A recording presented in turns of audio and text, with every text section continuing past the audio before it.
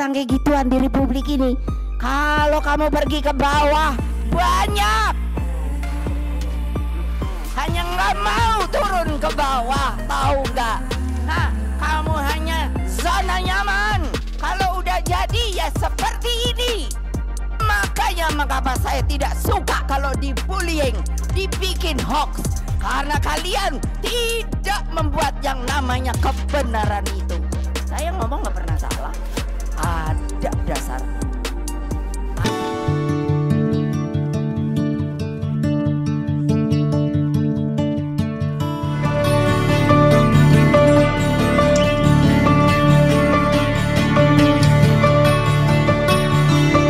Assalamualaikum warahmatullahi wabarakatuh, pemirsa Masumi TV dan Ahmad Yani Channel dimanapun berada. Kita jumpa lagi untuk suatu diskusi topik yang menarik. Ini tentang pidato Ibu Megawati Soekarno Putri ya, pada saat kemarin mengumumkan kandidat kepala daerah beberapa provinsi yang tentunya semua sudah kecuali DKI yang masih tertunda. Nah, untuk membahas ini kita akan mendengarkan bagaimana komentar dari Pak Ketua Umum ya, yang pasti pidato Ibu Mega itu kesannya memang marah gitu ya, marah kepada rezim dan juga marah kita melihat kondisi yang terjadi akhir-akhir ini. Silakan Pak Ketum. Ya, Pak Heri, saya kira saya lihat puncak ya, Ibu Mega itu kesal marah itu lihat situasi dan kondisi ini. Saya bahkan mendapat informasi itu dia juga sudah berkomunikasi juga dengan Pak Prabowo, melihat bahwa situasi ini apa terus dibiarkan orang bahwa apa kita mau sama-sama merusak, menghancurkan negara ini seperti itu. Oh begitu. Ya, saya dapat informasi seperti itu. Nah, kalau kemarin itu kan yang nampak betul yang muncul ke permukaan. Saya kira pesan Ibu Mega di dalam pidatonya kemarin itu jelas ya, bahwa dia melihat situasi di kita ini tidak normal. Bagaimana dia menyatakan rakyat dalam keadaan kesusahan, ya, satu sisi ada anak, nah, dia bilang kan, dia itu pasti address yang menurut saya itu adalah si Kaisang, yang bisa jalan-jalan, bisa naik ini dan lain sebagainya. Dan dia juga menyatakan bicara bagaimana sila-sila Pancasila itu harus diimplementasikan. Ya, maka sebut nama lu. Ya, beberapa nyebut nama Kapolri, Pak Sigit, ya kan seperti itu. Karena dia kesal, dia pernah minta audiensi, mungkin minta ketemu nggak ketemu kan? Bahkan katanya di target seperti TSM dia menyebut. Oh. Ada TSM kan dia sebut itu. Kan bukan rahasia umum lagi bahwa dalam rangka pilkada ini ada tukar guling. Kalau nggak mau nurut, sprendik keluar. Kalau nurut, aman. Ya, seperti itu. Itu yang terjadi di Erlangga kan. Bagaimana dia dipaksa harusnya munasnya itu bulan Desember, tapi dimajukan seperti kan rupa. Kan ini ada peristiwa sebenarnya di balik ini. Kan sebelumnya Erlangga melakukan perlawanan. Pak Luhut juga menyatakan nanti setelah Desember. Tapi Erlangga ditunjukkan, nyerah juga kan Erlangga. Nah, kabarnya juga Ibu Mega diancam-ancam juga. Iya kan, kadernya mau ini diambil dan lain sebagainya, ya kan. Mulai kasusnya Sekjen yang diperiksa. Tapi yang kemarin Pak Eri puncak kemarahan dia seperti itu. Dan dia kesan emosional ya. Dia bagaimana mengingatkan peristiwa Kuda Tuli 27 Juli. Dia ingatkan lagi seperti itu. Dan dia menyebutkan sebenarnya kemarin itu bahwa situasi ini menurut saya tidak baik-baik saja ya. Itu nampak ya, Ibu Mega ya, betul-betul menguasai problem kita ini. Orang dia bilang orang anggap saya bodoh, kok diacak-acak. Saya ngerti, selama ini saya diam, saya nggak mau bicara. Nah, tapi yang menarik Pak Eri, di balik peristiwa itu, ini informasi yang saya dapat ya. Kan harusnya juga kemarin itu pengumuman DKI juga kan? Anies ya? Anies. Ternyata kan tidak jadi. Bahkan Airin sendiri kan, orang bilang, kok Ibu Megawati marah-marah sama, bukan, itu orang memotong kalimatnya. Tapi jauh sebelumnya kita kan tidak ingin partai ini harus betul menjadi kader dan sebagainya. Jangan mau dompleng aja, betul nggak? Nah, itu baru dia menyatakan Airin gitu kan. Kalau kamu mau kader PDIP katakan gitu. Jadi ada kalimat sebelumnya gitu loh Ibu Mega itu. Nah, tapi yang paling penting itu menurut saya Ibu Mega kemarin itu dengan tegas ya, addressnya menurut saya yang disampaikan itu kepada pemerintah. rezim Jokowi ini ya. Rezim Jokowi ini seperti itu. Itu address yang dia sampaikan betul.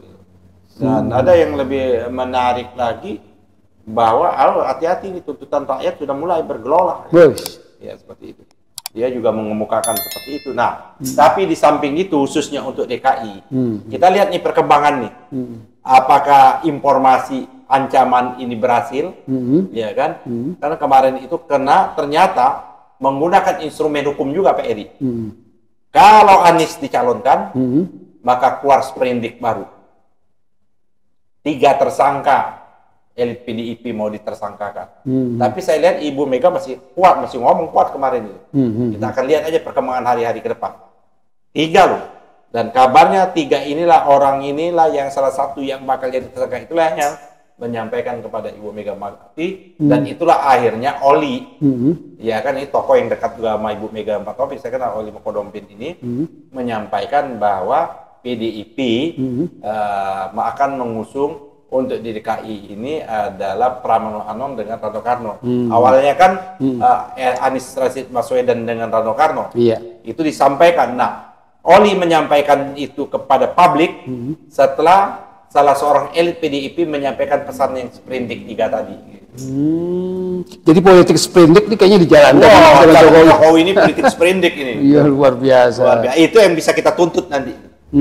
Ya kan, sekarang oke. Tapi tinggal nunggu beberapa bulan lagi kita tuntut betul itu. Termasuk aparat hukum menggunakan itu kita bisa tuntut juga. Berarti aparat, iya bisa dong. Berarti kan dia dikendalikan, diintervensi dong. Politik sprindik ini. Betul dikendalikan ya. Iya dong. Itu kalau misalnya memang ada sprindiknya gitu, tapi kan mungkin dibocorkan duluan, itu juga ada melanggar. Itu juga, itu nggak boleh itu. Itu namanya membocorkan. Membocorkan kan lain-lain. Kena itu, nggak boleh. Yang sekarang ini kan yang hampir semuanya politik sprindik lah. Politik sprindik. Dengan sprindik mau dikeluarkan sprindik perintah penyidikan itu. Kalau saya ya nggak takut. Kalau saya ya, oke, keluarkan. Kita titip pada bilang pada anak-anak kamu, pada anak-anak, pada istri, oke, kita akan menegakkan, kita lawan ini. Saya akan lawan ini, masuk penjara nggak masalah. Gitu. Tapi kita ungkapkan, sesungguhnya di balik ini ada kejahatan lain yang dilakukan juga. Bisa menjadi whistleblower kan? Iya. Oke, kalau kembali ke Bu Mega pidatonya itu, artinya dia nggak nyebut-nyebut soal Anies ya? Nggak menyebut. Kenapa gitu? Itu pertanyaannya. Itu yang menjadi misteri juga. Kita nggak bisa, dia tidak menyebut-nyebut nama Anies kan? Seperti padahal Anies sudah datang ke PDIP. Pada saat pidato itu datang, ada? Pulang. Karena nggak disebut, dia udah tahu kan, mungkin Anies sudah berdua dengan memakai baju batik merah atau baju merah dengan Rano Karno. Tapi setelah itu mungkin disampaikan, nanti Mas Anies untuk DKI ditunda dulu, mungkin disuruh ini kan. Nanti kita lihat nih pertarungan ini. Saya yakin Ibu Mega tidak mungkin bisa didikti. Orde Baru aja tidak mampu kok mendiktinya, apalagi ya Jokowi ya. Nah, berapa sih kekuatannya Jokowi dengan Pak Harto? Enggak, kalau misalnya nggak bisa diancam seperti itu Bu Mega, berarti bisa jadi Anies jalan dong? Bukan. Bisa jadi memang Anies jalan, atau bisa memang pilihannya tidak Anies gitu. Karena ada hal-hal lain, tapi bukan karena takut sama sprindik. Iya, menarik. Tapi peluang jadi menurut saya kalau orang itu yang diajukan itu ada politik sprindik yang membawa pesan, itu artinya politik sprindik berjalan. Kita lihat aja. Tapi kalau dicalonkan orang lain, kan politik sprindik berjalan. Jadi kita lihat saja. Orang ini adalah masuk dalam peristiwa 3 orang yang diduga terlibat kasus iktp. Itu yang sudah diungkap berkali-kali juga kayak gitu loh. Iya. Itu kan kasus lama itu ya. Makanya. Itu loh. Oke, menarik. Pemirsa TV Masyumi dan Ahmad Yani Channel, dan kalau kita dengar tadi nggak habis-habis karena menarik sekali yang kita bahas ini tentang Jokowi yang memang jadi bahan pembicaraan terus, apalagi keluar dari pernyataan Ibu Megawati Soekarno Putri. Jadi makin menarik. Terima kasih atas perhatiannya dan mohon sekali untuk like, subscribe, dan share dan komen acara kita ini. Terima kasih. Billahi taufiq wal hidayah. Wassalamualaikum warahmatullahi wabarakatuh.